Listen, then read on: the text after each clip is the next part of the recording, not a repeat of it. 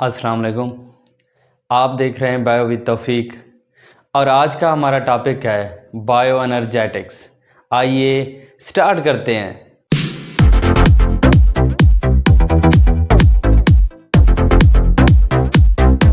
Bio energetics to word है हमारे पास, bio and energetics. Bio का क्या मतलब है? लाइफ, मीन के लिविंग ऑर्गेनिज्म। एनर्जेटिक्स, एनर्जेटिक्स का क्या मतलब है? एनर्जी,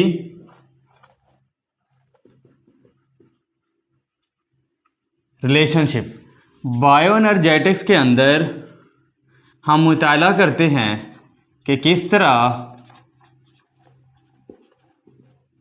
लिविंग ऑर्गेनिज्म एनर्जी को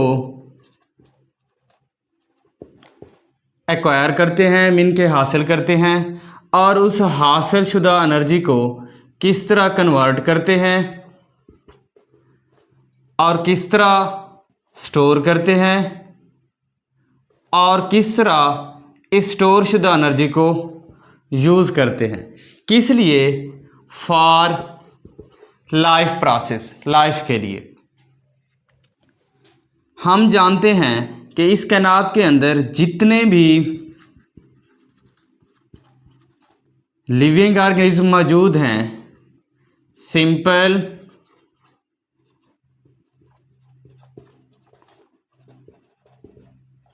मैक्रो ऑर्गेनिज्म से लेकर कम्प्लेक्स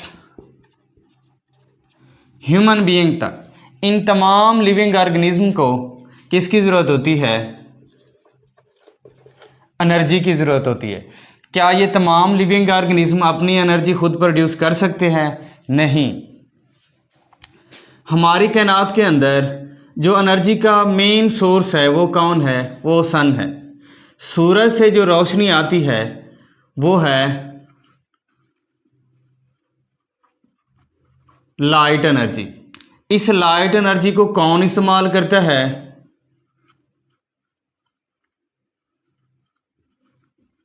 ग्रीन प्लांट्स इस्तेमाल करते हैं। और ये ग्रीन प्लांट्स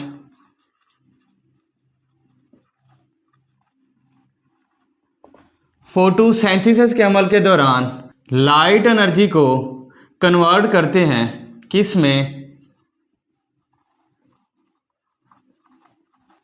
केमिकल एनर्जी में। अगर हम एनिमल्स की बात करें, एनिमल्स की बॉडी के अंदर जो एनर्जी इस्तेमाल होती है वो एक मॉलिक्यूल्स की फॉर्म में इस्तेमाल होती है, जिसे हम किसका नाम देते हैं? एटीपी का नाम देते हैं। एटीपी क्या है? एडिनोसाइन ट्राइफॉस्फेट है। मीन के जब सेल्स कोई रिएक्शन परफॉर्म करते हैं तो उसके लिए स्पेसिफिक एनर्जी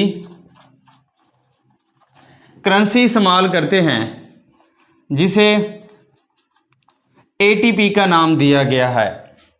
जब हम ये एनर्जी ट्रांसफ़र करते हैं एक मॉलिक्यूल से दूसरे मॉलिक्यूल की तरफ, हम जानते हैं एनर्जी ट्रांसफ़र का जो मेन सोर्स है वो कौन है?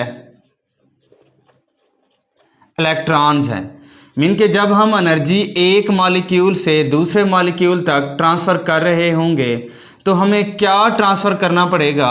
इलेक्ट्रॉन ट्रांसफ़र करना पड़ेगा। इस दौरान हम ऑक्सीडेशन और रिडक्शन का अमल देख लेते हैं। ऑक्सीडेशन एक ऐसा प्रोसेस है जिसमें एडिशन होती है किसकी? ऑक्सीजन की, और साथ ही रिमूवल होती है किनकी? इलेक्ट्रॉन्स एंड हाइड्रोजन की। रिडक्शन जो है ना, ऑक्सीडेशन का उलट प्रोसेस है। मीन के रिडक्शन एक ऐसा प्रोसेस है जिसमें रिमूवल होती है किसकी? ऑक्सीजन की। और एडिशन होती है किन की? इलेक्ट्रॉन्स और हाइड्रोजन की। आगे है फोटोसिंथेसिस और सेलुलर रेस्पिरेशन। ऐसे प्रोसेस हैं जिनमें कोई भी रिएक्शन रोनुमा होता है तो उसमें ऑक्सीडेशन और रिडक्शन का अमल लाजमी पाया जाता है, जो किस पे डिपेंड करते हैं? इलेक्ट्रॉन एंड हाइड्रोजन आयंस के ऊपर। बाज़ाहिर हमें इलेक्ट्रॉन और हाइड्रोजन आयन रिमूव होते हुए और ऐड होते हुए नज़र आएंगे। वहाँ से हम पहचान लेंगे कि कौन सा अमल ऑक्सीडेशन का है और कौन सा अमल रिडक्शन का है। जहाँ से इलेक्ट्रॉन और हाइड्रोजन आयन रिमूव होते हुए नज़र आएंगे, वहाँ से एनर्जी भी रिमूव हो जाएगी।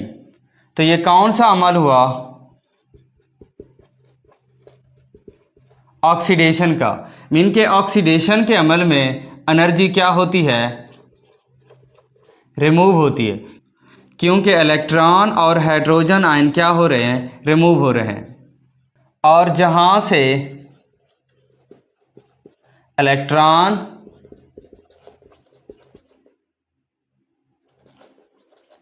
और हाइड्रोजन आयन ऐड होते हुए नज़र आएंगे, वहाँ एनर्जी भी क्या हो जाएगी? ऐड हो जाएगी। इस प्रोसेस को हम क्या कहते हैं? रिडक्शन कहते हैं। मीन के रिडक्शन के दौरान एनर्जी क्या होती है? ऐड होती है। फॉर एग्जाम्पल है हमारे पास, हम ह्यूमन जब फूड खाते हैं तो फूड हमारी बॉडी के अंदर सेलुलर रेस्पिरेशन के दौरान क्या होती है? ब्रेक डाउन होती है और साथ ही क्या होती है? एनर्जी रिलीज होती है। तो ये कौन सा अमल हुआ? ऑक्सीडेशन का। मीन के सेलुलर रेस्पिरेशन क्या है? एक ऑक्सीडेटिव प्रोसेस है। अगर इसी तरह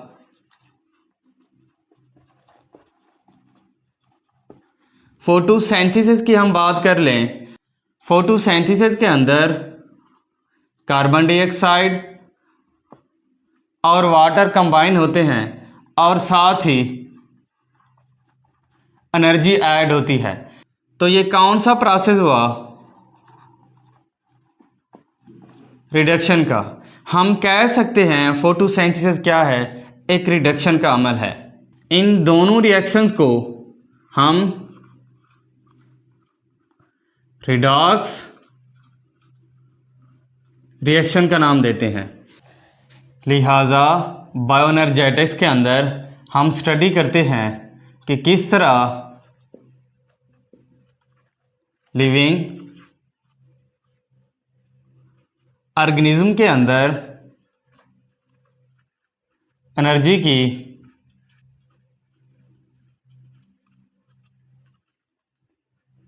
ट्रांसफॉर्मेशन होती है। ये था आज का हमारा टॉपिक। मिलते हैं नेक्स्ट वीडियो में।